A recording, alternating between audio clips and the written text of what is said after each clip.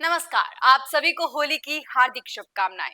होली पर साल का पहला चंद्र ग्रहण लग रहा है, तो इस वीडियो में हम जानेंगे कि ये चंद्र ग्रहण कब होगा, भारत में ये किस समय देखा जा सकता है और इसके साथ ही जुड़ी धार्मिक और वैज्ञानिक मान्यताएं जैसे हर डिटेल के साथ हम जानने की कोशिश करेंगे कि ये होली और ये चंद्र ग्रहण किन राशियों के लिए खोल सकता है तरक्की के दरवाजे। नमस्कार। इस रंगों के त्योहार पर होली पर साल का पहला चंद्र ग्रहण लग रहा है। 13 मार्च 2025 की रात से शुरू होने वाला ये चंद्र ग्रहण 14 मार्च की दोपहर तक चलेगा। ग्रहण का समय अलग अलग देशों के टाइम जोन के हिसाब से अलग अलग होगा। पूर्ण चंद्र ग्रहण तब होता है जब चंद्रमा पृथ्वी की छाया के सबसे अंधेरे हिस्से, जिसे उप छाया के रूप में जाना जाता है, उससे गुजरता है। जब ये चंद्र सतह के 100% हिस्से को पूरी तरीके से कवर कर देता है और उसके साथ अलाइन होता है, तो फुल वार्म मून यानी कि लाल नारंगी रंग में दिखाई देने लगता है और धीरे धीरे पीला हो जाता है। इस बार चंद्रमा 14 मार्च शुक्रवार को 9:27 पर और 3:30 के बीच पृथ्वी की छाया से गुजरेगा। चंद्र ग्रहण तब होता है जब पृथ्वी अपने रास्ते पर चलने के दौरान चंद्रमा और सूर्य के बीच में आ जाती है और अपनी छाया चंद्रमा पर डालती है। इस दौरान चंद्रमा का रंग बदलकर लाल हो जाता है, जिसे हम ब्लड मून भी कहते हैं। ग्रहण का असर हमारे जीवन पर पड़ता है और खास तौर पर राशियों पर। ये ग्रहण खास तौर पर मिथुन, कर्क, तुला और धनु राशियों के लिए शुभ होगा। इन राशियों के लिए यह समय एक नई शुरुआत का प्रतीक हो सकता है। तो आइए जानते हैं इन राशियों के बारे में विस्तार से। नंबर 1, मिथुन राशि। मिथुन राशि के जातकों के लिए यह ग्रहण बेहद शुभ है।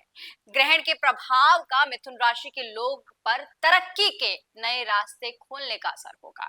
यदि आप किसी नए काम की शुरुआत करने की सोच रहे हैं, तो ये समय आपके सबसे उपयुक्त समय में से हो सकता है। हो सकता है कि आपको कोई महत्वपूर्ण अवसर मिले या कोई काम की सराहना हो।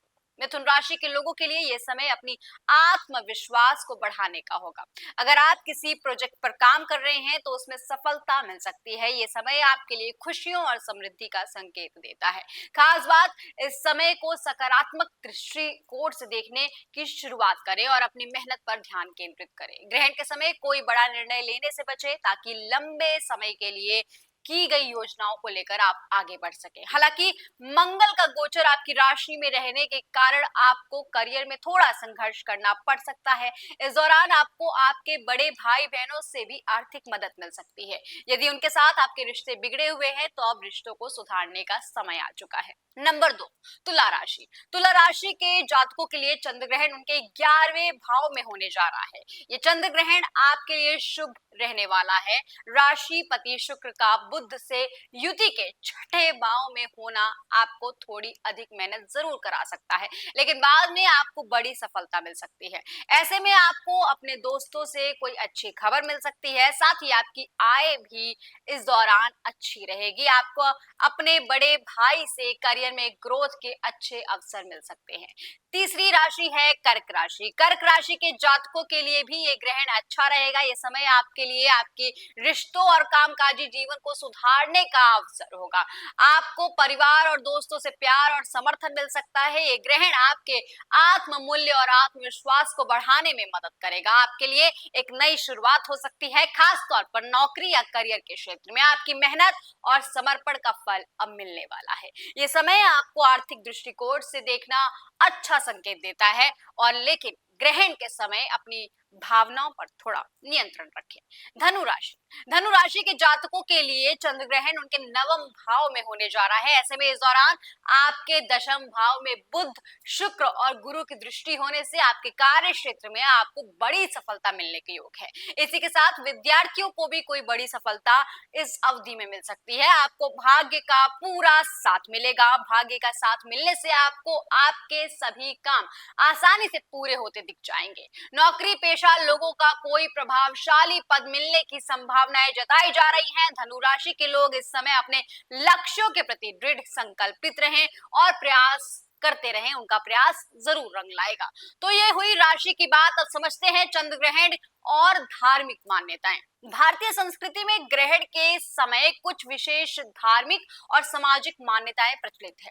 चंद्र ग्रहण के दौरान कुछ लोग इस समय पूजा और अनुष्ठान करते हैं, जबकि कुछ लोग ग्रहण को अशुभ मानते हैं और इस समय को संकोच में बिताते हैं। भारतीय संस्कृति में ग्रहण के समय विशेष स्नान और शुद्धता की भी परंपरा है। कहा जाता है कि ग्रहण के समय स्नान करने से आपके पाप धुल जाते हैं या इसके बाद स्नान करने से आपको पुण्य की प्राप्ति होती है। ग्रहण के दौरान कुछ लोग विशेष पूजा करते हैं, जबकि कुछ लोग मंत्रों का जाप करते हैं। ये समय भगवान के दर्शन और आशीर्वाद प्राप्त करने के लिए आदर्श माना जाता है। कुछ मान्यताएं कहती हैं कि ग्रहण के समय खाना नहीं खाना चाहिए, क्योंकि इससे आपके स्वास्थ्य पर भी नुकसानदायक माना जाता है। ये मान्यता खासतौर पर महिलाओं और गर्भवती महिलाओं के लिए होती है। ग्रहण के समय कुछ लोग अपनी नकारात्मक ऊर्जा को दूर करने और सकारात्मक ऊर्जा को आकर्षित करने के लिए ध्यान और साधना करते हैं।